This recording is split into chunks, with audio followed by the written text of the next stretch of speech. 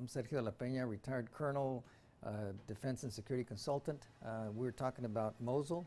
From what I can tell, once Mosul is liberated, you're going to have a shift in the power structure within Iraq. There's going to be more of a shift toward the Shia than the Sunnis, and that's going to generate a new dynamic that has to be worked out by the Iraqi government, because there has to be some kind of a balance between the power sharing that takes place between the Sunnis and the Shia. So that is still to be determined. Yes, I believe he will.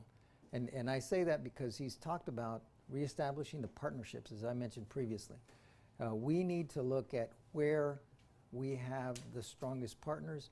We need to be able to support our partners, and we need to realign all these different alliances we have throughout the world. One of the concerns that Mr. Trump has is that NATO has agreed to do certain things, and it's mandated to do certain things, such as spend a certain amount of money based on its gross domestic product, and many of the NATO countries have not done that. So there's going to be a conversation about to what extent are the NATO partners obligated to provide for their own defense, and then also reevaluate what NATO is all about.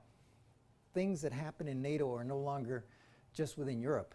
As we saw when the United States was attacked on 9/11, the NATO partners went into Afghanistan and Iraq as a result of that. So NATO's mission has been expanded beyond its own borders. So how do we look at that whole relationship? How do we reassess where we are in the way that NATO operates?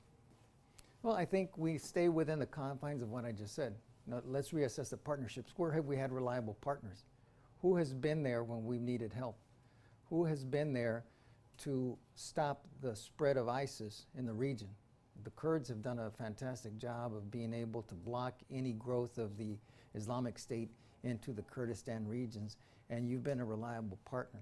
So that obviously is something that has to be looked at, and it's something that I'm sure Mr. Trump will look upon and make his determination from there.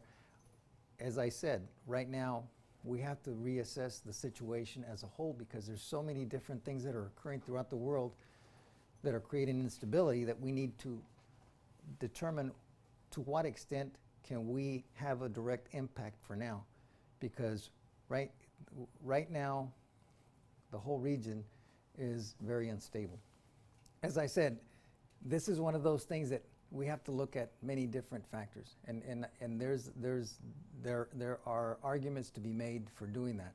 But rather than give you a very definitive answer, we don't have all the information, and we need to look at all the factors.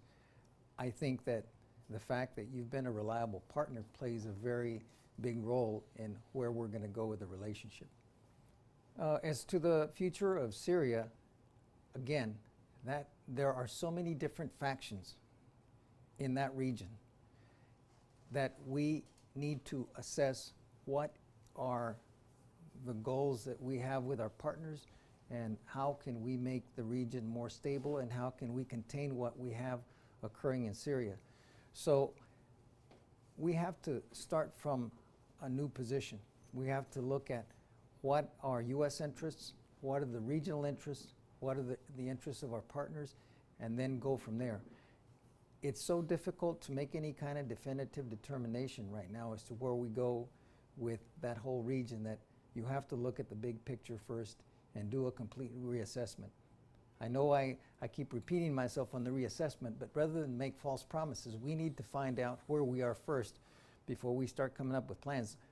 One of the things that we don't want to do is to say, we're going to go in there and we're going to do X, Y, and Z, and then we find out that's not a good idea. We need to see what's the status of our forces now, what are the status of our partnerships, where is the enemy, assess the enemy, look at the enemy for who he is, and then come up with a new strategy and a new vision for that region. Thank you very much.